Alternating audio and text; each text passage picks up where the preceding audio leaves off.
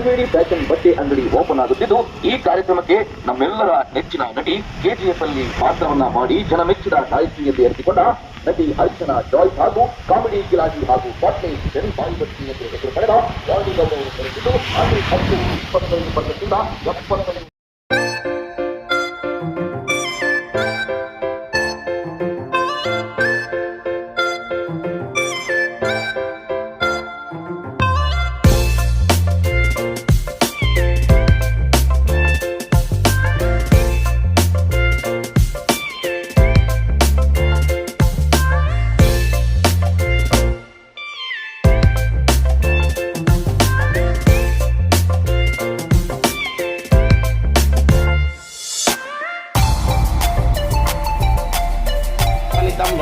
ದೀಪಾಂತರ ಶ್ರೀಮನ್ ಮಹಾಲಕ್ಷ್ಮಿ ವೆಂಕಟೇಶ್ವರ ಸ್ವಾಮಿ ದೇವತಾ ಕೃಪಾ ಕಟಾಕ್ಷ ಫಲ ಸಿದ್ಧಿವಸ್ತು ಒಳ್ಳೆಯದು.